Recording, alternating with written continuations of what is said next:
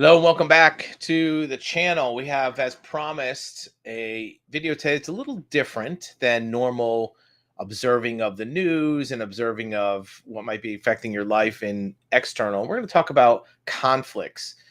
When we deal with our clients in different industries, insurance, investigations, certainly, even our pre-legal assistance. We're not attorneys, but we help a lot of people with conflicts and mediation.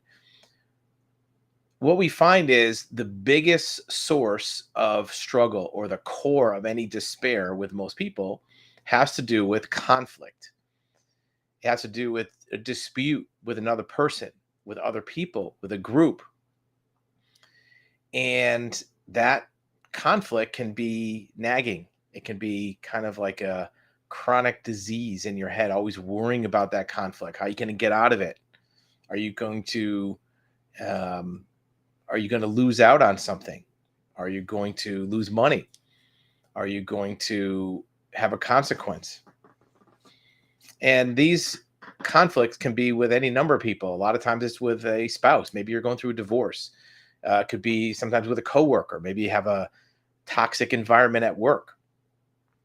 It could be maybe a neighbor that's painted their fence an ugly color. Maybe they don't like how you put your trash cans out. Maybe it's escalated into something else. You may have even conflicts within your own family, brothers, sisters, siblings. You may have a conflict at work with a power dynamic, maybe with your employer, maybe with your boss. There's some tension. It may be with somebody who works for you, a direct report, an employee that is difficult. These kind of interpersonal conflicts can create a lot of stress, a lot of anxiety. As a certified mediator, we deal with this all the time. And usually when we deal with these in mediation, they're large scale litigations. They're big court cases that two people or two companies are fighting over hundreds of thousands or millions of dollars, or very large scale consequences. Sometimes it's a divorce or a child custody issue. And those are pretty extreme. And a lot of times pride and ego and personal feelings get in the way of resolutions. And that's where mediator comes in. So what we're going to talk about is, if you're in a conflict, how do you reduce the tension on yourself first? You want to make yourself strong and whole first. How do you de-escalate the problem? Don't worry about the other person, right? It's not your job to de-escalate the other person. You want to de-escalate yourself first. You want to become more at peace with your place in life, and then work on maybe resolving that conflict. You're going to be in a better place to resolve that conflict if you come into it with a place of strength. And you may not feel like you have strength in that place because you're struggling, right? You maybe feel on the defense. Maybe you feel like, you're under attack in that conflict, which may be true. But either way, you want to first get yourself on solid ground, solid footing, and then worry about the conflict. So we'll look at both of those. First of all, how do you put yourself on solid ground? And then also how to end the conflict, how to discontinue the conflict. And there's two ways of doing that. One is to dissolve it, and one is to conquer it. You can just win and conquer the process and just win by strength, or you could diplomatically dissolve it. And there's no right or wrong answer. Every conflict has a different best result, and it depends on the people as well. We'll talk about how to do that. But first, let's think about putting yourself in a place of strength. And really, it's not so much a place of strength as it is getting yourself out of despair, getting yourself out of struggle or crisis, even in that conflict. That conflict might keep you up at night. It might make you make bad choices with how you eat. It might be costing you a lot of money, legal fees, maybe, right? And that's a real, genuine personal issue. So what do? First thing to do is get to the core. And this is a little bit, kind of psychological. We're not counselors, psychiatrists, but this gets into more human side, not the practical, logical side. First, take a look and see what need that you have is not being met. You might have a need for peace, a need for comfort, a need for security.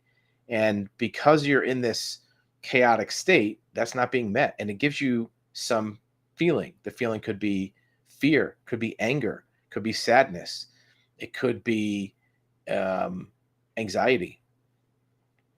So, first, take a look at what really is coming up in you as far as the feeling, and then find out, well, where's that coming from? Is it that you're worried about money?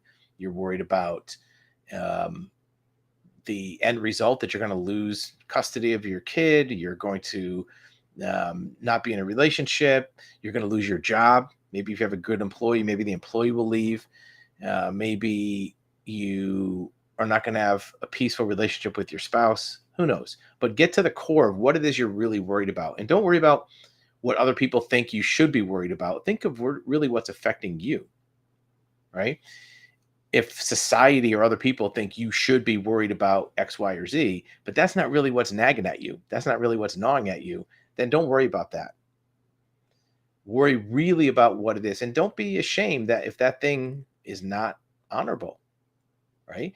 If you're worried about a job issue because maybe you just want more money, nothing wrong with that.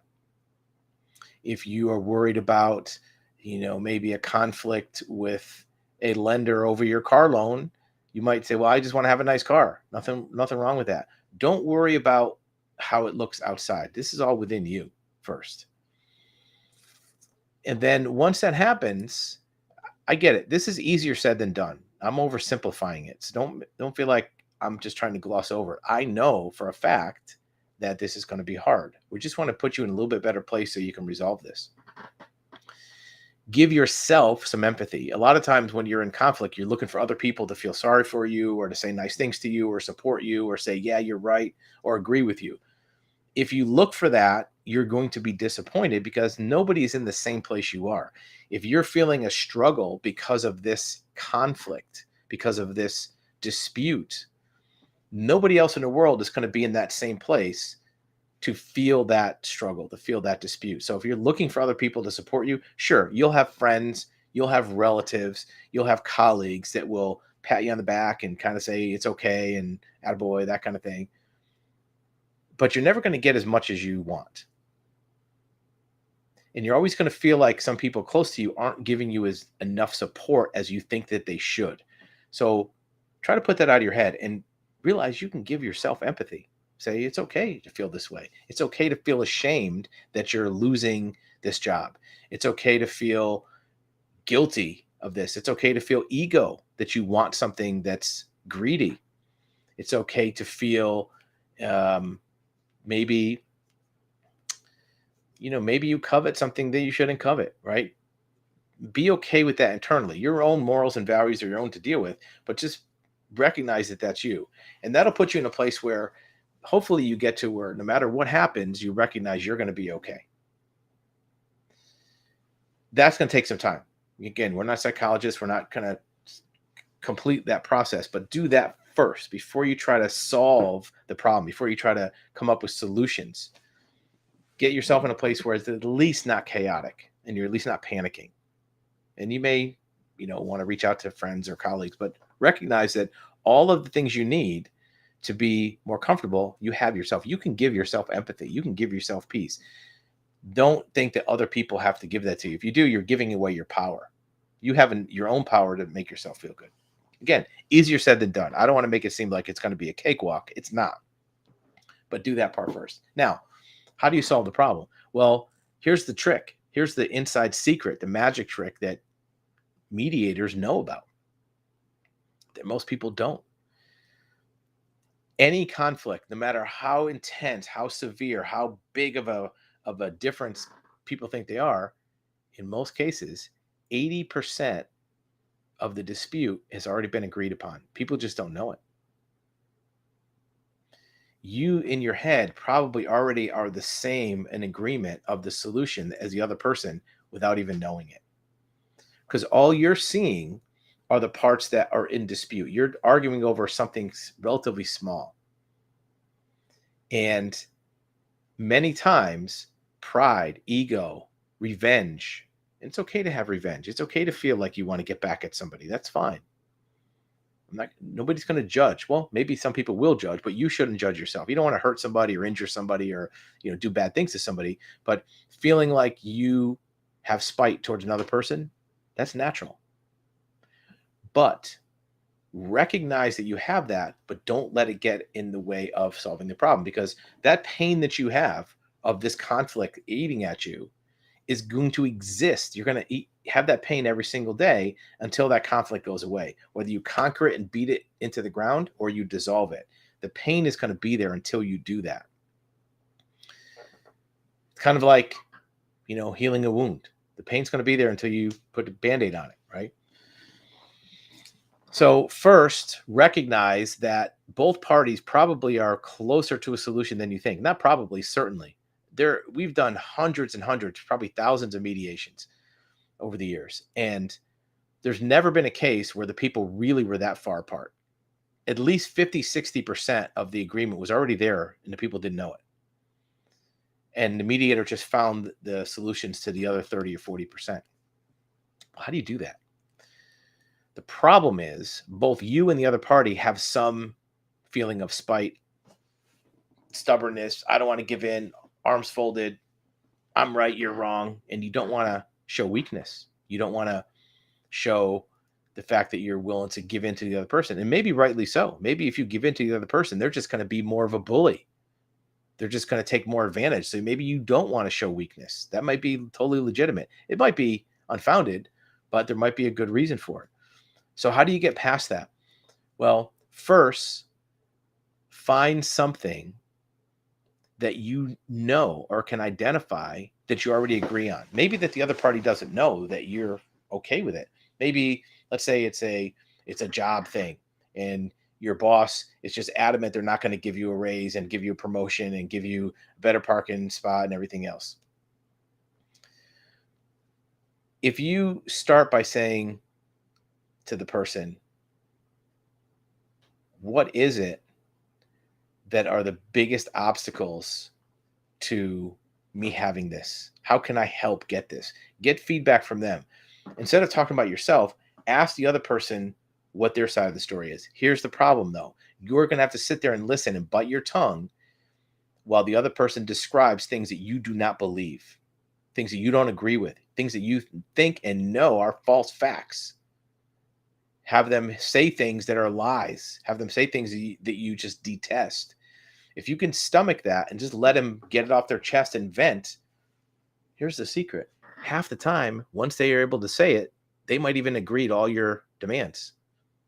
Just give them a chance to air their grievances. You ever hear that saying, I want my day in court? People, that are in dispute, I want my day in court. Why do they want their day in court? Do they want to spend all day in a courtroom, dealing in front of a judge and a jury and attorneys and everything else? No. That experience is not like going to Disneyland. Let me tell you, going to court is a very, very traumatic event. We've seen it many, many times, how people have to suffer through that consequence. But people say, I want my day in court. The reason they want their day in court, pounding on the table, is because they want to air their grievance. They want to tell their story in public, out loud, shouting from the rooftops. And the court seems like a good place to do it. I'm sure that's what you're thinking. You want to tell the world why that person is wrong. What is the value and benefit and the honor and virtue of your side of the story? And you want to have out there because you think everybody's going to agree with you. Maybe they will, but you want your day in court. Give the other person their virtual day in court. Right? Let them tell you everything and just sit there. And, you don't want to be abused or you don't want to be verbally berated or bullied, but let them get it off their chest. Half the time, what they tell you is the secret to the solution.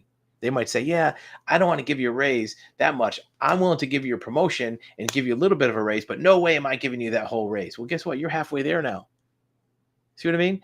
All people want is to be heard.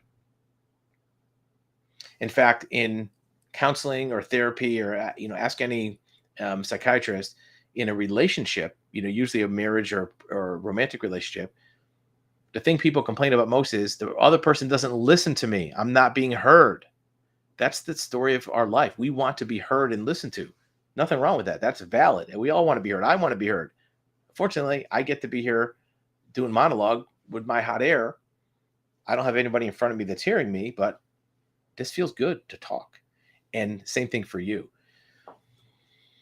The other person wants to be heard. If you can give them an avenue, a venue to say their piece, to have their day in court with you virtually, not actually in court, but just say it to your face and stomach it and bite your tongue and just deal with it, you might be halfway there. Now, if you can't do that on your own, then maybe you need a mediator, a third party to step in. And maybe sometimes that's a good idea to take the personality out of it, take the spite, revenge, pride out of it. So there's not really that escalating conflict. Sometimes even if you give them their point of view, just your body language and you wincing, rolling your eyes, that might escalate it. So be very careful about doing this on your own unless you feel totally confident you can deal with it. If not, get a mediator to step in. And it could be a professional certified mediator like we are. It could be just a third party that knows both people that can step in and just listen to both sides. There's a thing called shuttle diplomacy where the two parties, the principal, are kept apart and somebody goes back in between and like listens to both sides. That may be a way to do it. Whatever you have to do, get the other person involved with the discussion. Get them involved with just conversing. Because the longer you stay there stubborn, not having communication, no lines of communication, both people will get more dug in their heels and less flexible. Remember back in the 1970s and 80s, there was the Cold War between Russia, at the time USSR, and the United States.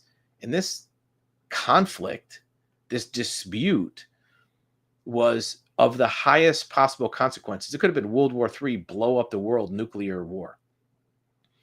One of the solutions that the parties put in place to try to prevent that was the infamous red phone. What's the red phone? That's a phone that was on the desk of the Prime Minister of USSR and President of the United States. And all they do is pick up the phone and they could be in instant communication. Keeping lines of communication open is extremely valuable to any conflict because it keeps the parties talking.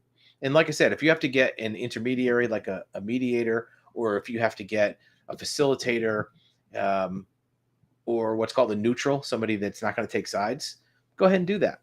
Could be a friend, could be a relative, could be just, somebody else at work.